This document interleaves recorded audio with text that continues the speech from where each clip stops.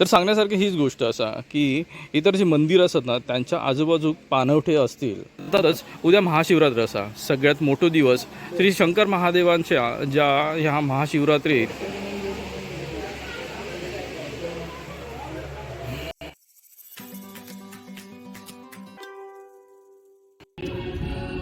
नमस्ते मित्रांनो, मी शरद जाधव कोकणासाठी काय पण या आपल्या यूट्यूब चॅनलमध्ये पुन्हा एकदा आपला सहर्ष स्वागत करतो. तर मग सध्या जे महोत्सव असतात त्यातले सगळ्यात मोठा उत्सव मानला जाणारा महाशिवरात्रीचा उत्सव आणि ह्या निमित्तानं आपण महादेवांच्या मंदिरांका भेट देतो. कारण मग आता 2 दिवसावरती महाशिवरात्र असा, 2 दिवस पण नाही, ही उद्याच्या दिवशी असा. पण मग आपण इलाव ते आज पुन्हा नवीन जागा, पुन्हा नवीन वेळ, पुन्हा नवीन संस्कृती, पुन्हा नवीन परंपरा असं करत श्री देव विमलेश्वरांच्या मंदिरात इलाव. हे विजयदुर्ग जे किल्लो असा ना, त्या किल्ल्याक जाताना मध्ये वाडातर म्हणून ठिकाण असा, थंयसरच हे विमलेश्वराचं मंदिर असा. याची ख्याती अशी आहे की हे मंदिर पांडवकालीन असा, म्हणजेच पांडवांनी कोरलेलं एका रात्रीतलं मंदिर असा आणि संपूर्णतः हे कातळातलं मंदिर असा, म्हणजेच खडकात कोरलेलं मंदिर असा. आणि जर पांडवांनी कोरलेलं तर मग हे का शेकडो वर्षांची परंपरा असा. तर मग ही संस्कृती जी जपून ठेवलेली असा ही बघूया आपण कशी आधी. आणि हो, ह्यो जर प्रयत्न आवडलो तर पुन्हा एकदा सांगताय की लाईक करा, शेअर करा, कमेंट करा, चॅनलवरती नवे चॅनल सबस्क्राईब करा, सोबतच बेल आयकॉन दाबा जेणेकरून पुढच्या व्हिडिओची नोटिफिकेशन मिळतील. आणि हो, माका जर इंस्टाग्राम आयडी फॉलो करायचं असेल तर कोकणासाठी _ काय पण या इंस्टाग्राम आयडी पण फॉलो करा. तर चला मित्रांनो, आपण दर्शनाचा जसं बोललंय तसंच श्रीदेव विमलेश्वरांच्या मंदिरात आपण येत आहोत. समोरच बघितलं जसं बोललंय ना तसं की हे संपूर्ण खडकात कोरलेलं मंदिर आहे. आपण पुढे जात आहोत तसं आपल्याला हे दिसत. मित्रांनो, आज आपण जे बोलणार विमलेश्वरांच्या मंदिरात आपण पुढे जाणार सांगायचे आहे.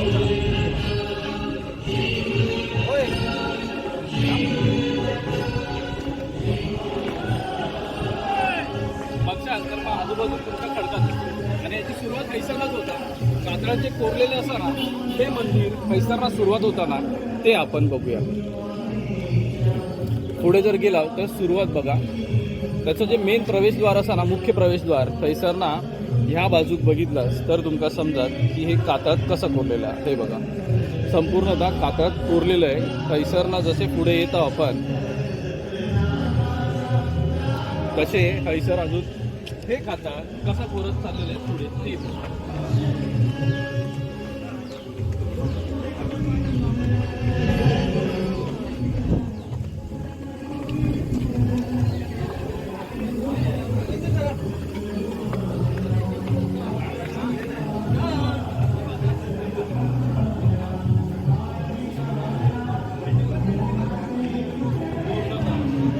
कोरलेलं जे मंदिर कसं आहे ते दिसतं बघा, है ना. संपूर्णतः खडक कोरलेलं आहे आणि समोर बघशाल तर मग आपल्या काय सर काही शिळा दिसते. तर मग ह्या भरपूर जुन्या असत, ह्या अतिप्राचीन असत आणि ह्यांची ख्याती तशीच प्रसिद्ध असतात. हैसर बघितल्यावरती समजत की ह्या शिल्प जी असत ना ही शिल्प कशी असत.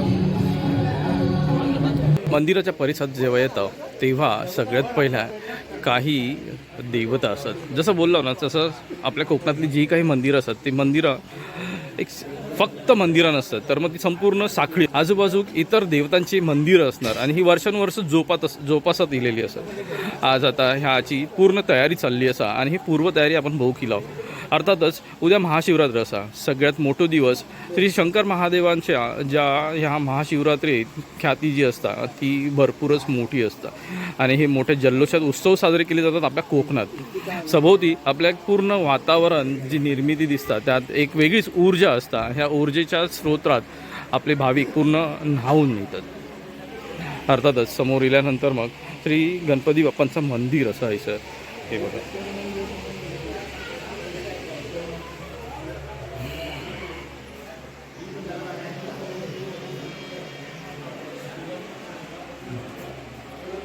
हैसर ना जसे आपण बाहेर येतो मंदिरातून बाहेर येल्या डाव्या बाजूकच मुख्य मंदिर असा जे की विमलेश्वर मंदिर असा. श्री शंकर महादेवांचा ह्या एक रूप असा आणि ह्या विमलेश्वर ह्या नावान प्रसिद्ध असा. तुम्ही जर का देवगड वाडा ह्या ठिकाणी आलात तर मग तुमका हे विमलेश्वर मंदिर बघ मिळा. ह्याची ख्याती अशीच असा. सध्याच्या घडीक आत्ता पूर्ण तयारी चालली असा आणि पूर्ण तयारी झाली असा. सर एक आसन दिसतं आपल्याला. आसन असाच सोबतच पालखी असा.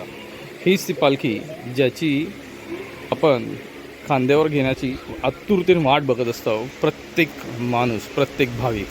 आणि हे खूप पुण्याचं काम बोललं जातं, खूप भाग्याचं काम बोललं जातं.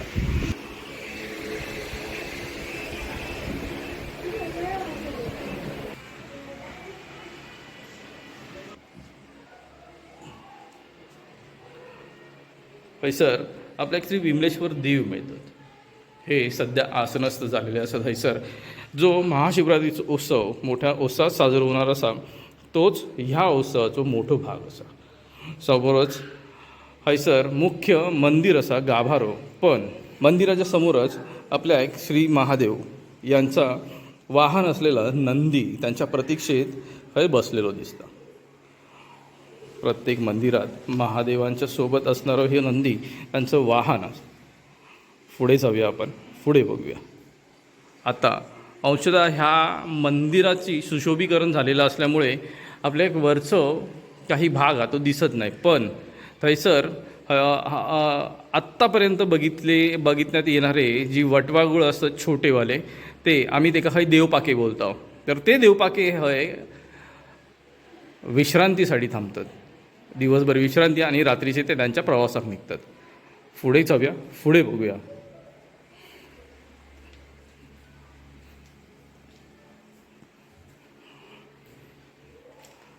आज आता महादेव यांचं सुशोभीकरण झालेलं असं. तर मग हे जे शिवलिंग असं ना ह्यांका खूप छान प्रकारे शिवलिंग सजवण्यात आलं असं. सोबतच जसं बोललं आहे तसंच की हे जेव्हा सजवतात तेव्हा त्याच्यावरती पांढऱ्या फुला ही वाहली जातात. याचं कारणच एक आहे.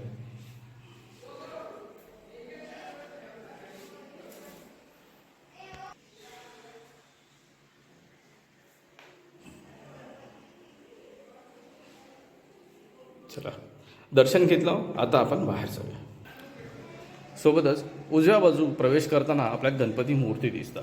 ही पाषाणातली मूर्ती बरीच जुनी असा आणि सध्या जीर्ण झाली असा थोडीशी, पण तरी देखील हे जोपासण्याचं काम हे बखूबी केलं जातं. चला आपण हैसरना आता बाहेर. या विमलेश्वराचे आम्ही संपूर्ण 22 घरं आमची आहेत पूर्वांची. हे विमलेश्वराचे सेवक आहेत. हे विमलेश्वर मंदिर पांडवकालीन आहे. 21 पायऱ्या वर चढून जायचं आहे आणि दर्शन आहे असं भारतात कुठंही नाही. सगळ्या पुन्हा पायऱ्या शिवलिंगाचं दर्शन घेतलं तरी सुद्धा उतरायचं आहे कुठं. सगळे काशी विश्वेश्वराचं नवीन जे आता लिंग बसवलेले आहे ते सुद्धा थोडं वर गेलं पुन्हा जरा असं याच्यात आहे म्हणजे सकला. तसं हे फक्त एक उंचावर पायऱ्या आहे. हे इथलं वैशिष्ट्य आहे. दुसरी गोष्ट वर ब्रह्मा विष्णू महेश असे 3 फोटो पूर्वीचे होते. ह्या कातळाची जांभ्या कातळाची झीज होते पावसात, त्यामुळं ते पूर्वी नग्न अवस्थेत होते. ते नंतर झीज झाली, संपूर्ण ते विद्रूप झाले होते. मग त्याच्यावर थोडंसं प्लॅस्टर करून आम्ही व्यवस्थित केलं. जसं काशी विश्वेश्वराच्या दर्शनात जर तुम्ही गेला तर प्रथम गंगास्नान करावे लागते. नंतर मग काशी विश्वेश्वराच्या कोतवालाचं दर्शन घ्यावं लागतं. काळभैरवाचं, तो काळभैरव काशीचा कोतवा, त्याचं दर्शन घ्यावं लागतं. तसंच इथं केलेलं आहे पूर्वीचं. इथं ही गंगास्नान कधीही आटलेलं नाही, अजूनपर्यंत कायम वाहते. एवढं पाणी जरी असलं तरी सुद्धा वाहत राहतं. म्हणजे पाणी मिळते. शंकरावर घालायला आम्हाला पाणी वर्षाच्या 12 महिने मिळते. आजपर्यंत माझ्या 80 वर्षाच्या कारकिर्दीत आटलेलं नाही. अरे वा, छान. तसं हे काळभैरव दर्शन हे काळभैरवाची गुंफा खोदली आणि काशी वर विमलेश्वराचं दर्शन. हे मधलं गणपतीचं मंदिर माणसाने आम्ही म्हणजे पूर्वजाने कोणीतरी बांधलेलं आहे. याचा शिलालेख कुठंही नाही. पुण्याची मंडळी येऊन संपूर्ण दगड चेक करून गेले. त्यावेळी प्लॅस्टर नव्हतं. त्याच्यामुळे नंतर मग हे या शिल्पाला काय हा जांभा दगड असल्यामुळं त्याला छिद्र भरपूर आणि त्या भरपूर छिद्रामुळं त्याच्यातून पाणी वाहतं आणि त्या आतमध्ये सगळं घाणेरडं होतं. म्हणून त्याचं प्लॅस्टर करावं लागतं. आणि वैशिष्ट्य सांगायचं जागृत देवस्थान आहे. इथं रात्रीची वस्ती नाही. फक्त आता 7 दिवस आम्ही राहू एवढेच. ओके. म्हणजे आज आम्ही इथं अर्ज सोडलेला आहे. इथं त्याप्रमाणे आमचे गावाचे महाजन ते महाजन इथं त्रिकाल पूजा करतात. सकाळ दुपार संध्याकाळ. दुपारचा महानैवेद्य इथं दाखवला जातो. संध्याकाळी अच्छा. महानैवेद्य दुपारी दाखवलं का संध्याकाळी नुसती पूजा करायची, गुळाचा नैवेद्य दाखवायचा आणि मोकळं असे 3ही टाईम. म्हणजे सकाळी पूजा झाली तरी साखरेचं नैवेद्य दाखवतो, गुळाचं नैवेद्य असं चालतं. हे दशमीपासून महाशिवरात्रीचा उत्सव इथं मोठा होतो. दशमीपासून अमावस्येपर्यंत उत्सव सुरू असतो. अमावस्येच्या दिवशी समुद्राला जातो. इथं गावात 2 सत्ता नांदतात. पूर्वसत्ता आणि राजसत्ता. दोघांच्याही 3-3 शुकळा आहेत. त्या 6 शुकळा आता परवा येतील तिथं. हा दशमीपासून अमावस्येपर्यंत उत्सव असतो. त्यामुळं कधी 5 दिवस येतात, कधी 6 दिवस येतात, कधी 7 दिवस येतात असं येतं. तिथी अनुसार इथं कार्यक्रम चालतो.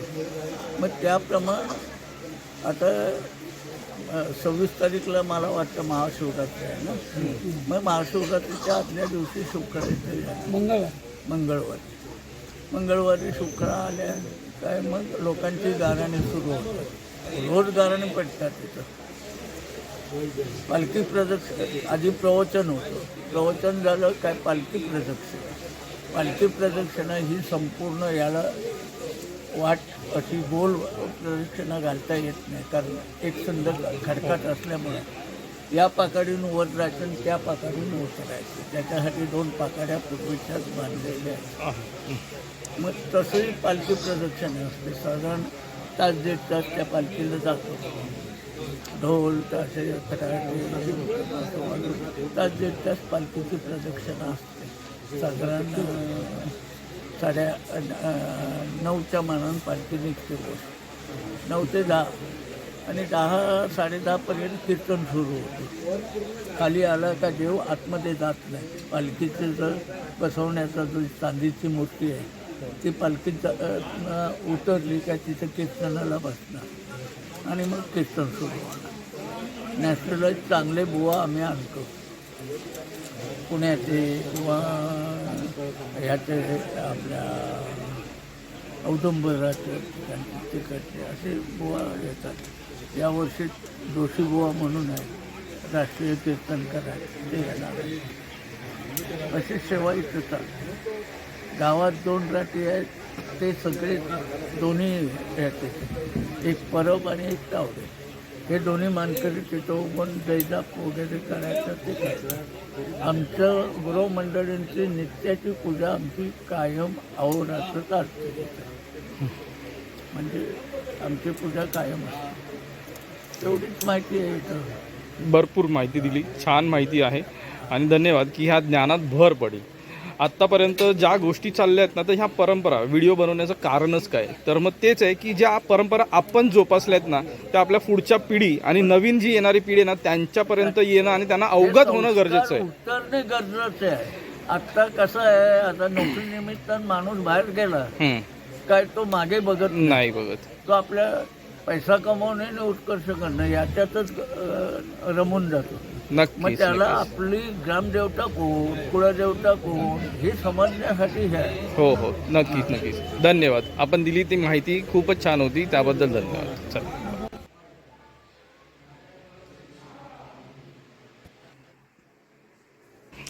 तर सांगण्यासारखी हीच गोष्ट असा की इतर जी मंदिरं असतात ना त्यांच्या आजूबाजू पाणवठे असतील, पण मग ह्या मंदिराच्या बाजू हे जो मोठं पाणवठं असा ना हे पावसाच्या दिवसात अगदी भरभरून वाहत असता. आम्ही हे का व्हाळ बोलतो. तर मग ह्या व्हाळाच्या बाजूकच हे पाणवठं असा म्हणजेच मंदिर असा आणि हे पांडवकालीन मंदिर ह्या सगळ्या गोष्टींचा विचार करूनच घेतलेलो असत. चला आपण आता पुढे जाऊया. आपल्या खैसर काही कुंभ दिसणार आहेत. ती कुंभ आपण बघूची असत. ती कुंभ मी तुमका दाखवते. तसंच मंदिराच्या दोन्ही बाजूक दोन रखवाल असतात, जे द्वारपाल किंवा रखवालदार असतात. त्याच्यातलं ह्यो एक मोठो कातळात कोरलेलो हत्ती असा. ह्यो एक उजव्या बाजूक आणि एक डाव्या बाजूक असे दोन्ही बाजूक असत.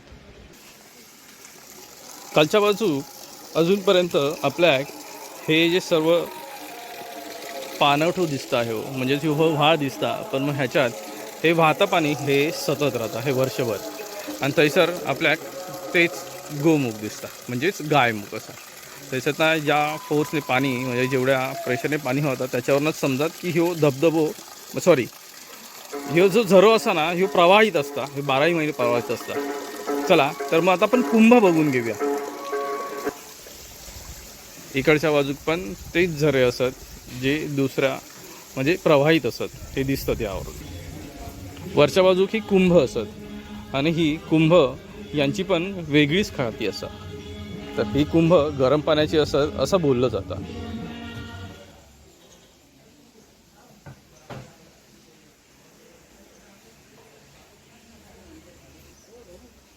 हे कुंभ असत आणि ह्यो जो बोललो ना व्हाळ, तो ह्यो व्हाळ अशा प्रकारे हैसर येलेलो असा. चला मित्र. तर मित्रांनो आपण आता हैसर जे इलं हैसर हे पुन्हा एक पांडवकालीन मंदिर होतं. याची इतिहास किंवा ह्याची ख्याती जी असताना प्रसिद्धी ही भरपूर आहे. तर मग आता आपण हैसरला चाललो, आपलं निरोप घेतो. म्हणून मग आपला रोजचं सांगा, रोजचं मागणार आणि रोजचं करा. माझे जर व्हिडिओ आवडले तर लाईक करा, शेअर करा, कमेंट करा. चॅनलवरती नवीन असाल तर चॅनलला सबस्क्राईब करा. सोबतच बेल आयकॉन दाबा जेणेकरून पुढच्या व्हिडिओची नोटिफिकेशन मिळते. आणि आता जर इंस्टाग्राम आय डी फॉलो करूचा असेल तर कोकणासाठी अंडरस्कोर आपण इंस्टाग्राम आय डी पण फॉलो करा. तर मित्रांनो पुन्हा भेटूया पुढच्या नवीन व्हिडिओसोबत, काहीतरी नवीन न्यूज. तोपर्यंत काळजी घ्या. Bye bye.